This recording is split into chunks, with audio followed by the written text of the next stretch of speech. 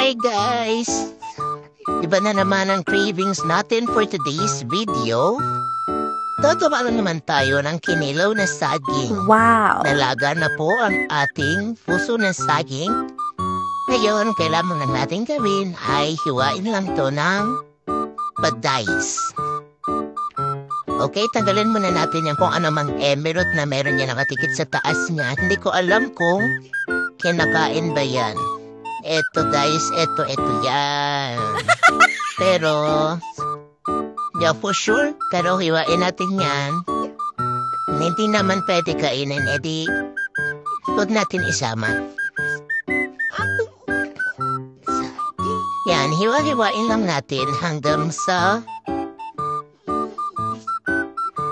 pwede nang kainin siya pala.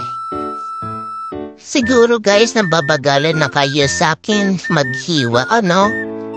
Like, ganun talaga ang buhay. Pero sige, para sa inyo, ipupush ko na ang aking times 2, times 2, times 3 na hiwaan. Yan, sige. Sama natin yung isa yan.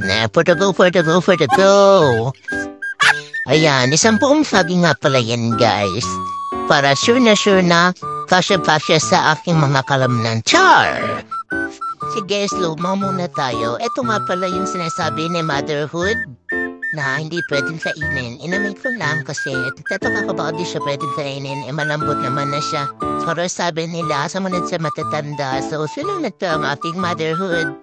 Lagay na ngayon ang ating hiniwang mga puso ng saging dyan sa mangkok. Siyempre, para may nalagyan, malagyan natin siya. Ewan ko na, di ko nalang sabihin ko. Lagay na lang dyan. Sumunod ka na lang, ilagay mo na dyan. Bagal-bagal mo. Ayan, o kunwari magandang fuha box. Isa pa, pop transition. Anong masasabi niyo doon? Panes kayo, no? Anyway, ayun nga pala ang ating mga kailangan. Suka na Silver Swan. So, ibilisan mo. Ayan, bawang, asin, sili, kung gusto mo, kamatis, kalamansi. Anyway, di pa gamit yan para mansi. Ayan, mas maliwanag. But transition mo lahat. Go, pwede go. Ayan, di ka gamit yan kalamansi kasi kala ko lang kailangan. Nag-iwan na tayo ng sibuyas. Eto, papagbaliktad ang kameran pa. Ay, wala na rin na mag-adjust, guys. Ayan, sige. Panoorin nyo na ako maghiwa ng sibuyas dyan. Sanabi ko kanina, bawang to, pero sibuyas pala to. Na ba naman yan? Nasa probinsya pero hindi alam ang pagkakaima ng bawang at sibuyas. Ayan, hiwa-hiwain lang natin yan. Yan, ganyan lang, dahil lang din. Bahala ka na sa buhay mo yan. Pen-pen, this, pen, if it's your little mas then half of it, araw, diba, tutit. Sa alam naman sibuyas ang kailangan. Bahala ka na, bilisan na natin kasi magagabi na. Kailangan na maghugas ng kamay kasi lagam ko kasi dyan. Sipigaan ko na yung puso ng saging. Para hindi ma-dirty ka, diri ka, dami ka germs ang ating mga henda. Sprinkle ng asineru. Sprinkle again. One more time ng sprinkle ng sodium. Okay. For the lamas-lamas. Papampam. Ano ba yun? Lamas-lamas tayo. Sabi pala ni Motherhood, ilamas lang yan sa asin. Bakit daw kailangan natin ilamas? Kasi para matanggal yung mga data. Pwede sunod si person, kaya ano ba naman to si Dengero? Kanina papalipad-lipad. For the lamas-lamas lang. Pwede daw.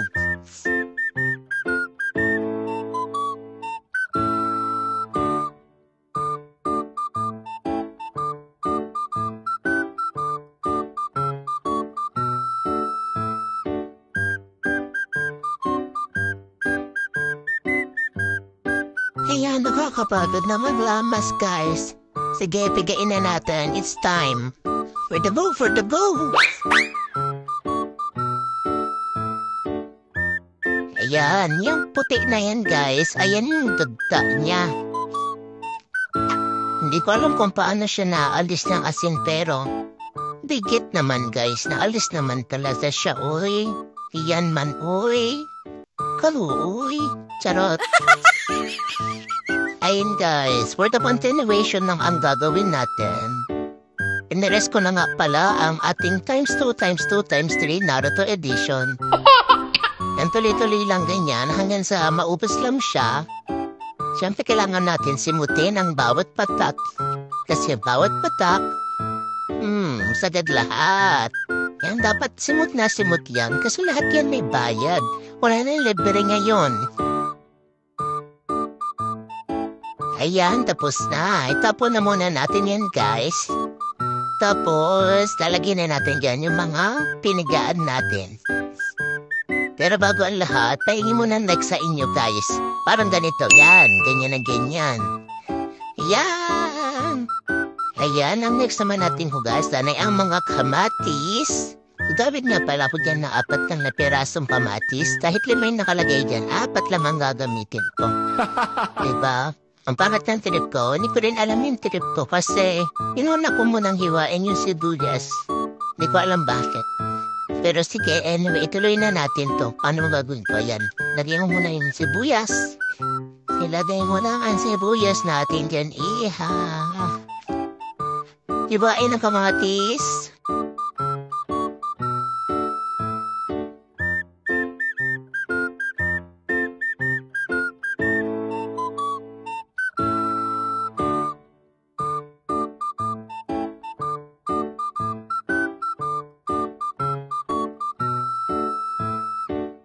Ayan, pagkatapos ng kamatis, isunod na natin ang sili.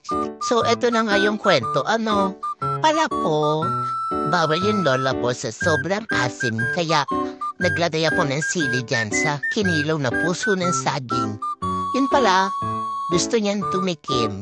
So, sabi niya, okay lang daw sa kanya yung maasim. Pero, ako hindi ko alam. Akala ko bawal sa kanya. Kaya, naglagay po ng sili. So, dahil naglagay po ng sili, hindi siya pwede sa sili. Kaya yun, hindi na siya makapatikim. Diba ang bad ko? Di lang, sad lang ako. Ayan, isunod na natin ang suka. Silver swan na niya ginamit ko kasi no choice ako. Ayan lang talaga ang suka dito sa amin. Pigang-piga na nga yan eh. Inubos ko na talaga, wala nang natira. Ayan, sige, haluin na natin. Okay, adjust na lang tayo na mayroon pala po ditong natira na asin na may sili. So, adjust lang ng alat. Mamaya titikman na natin yan, guys.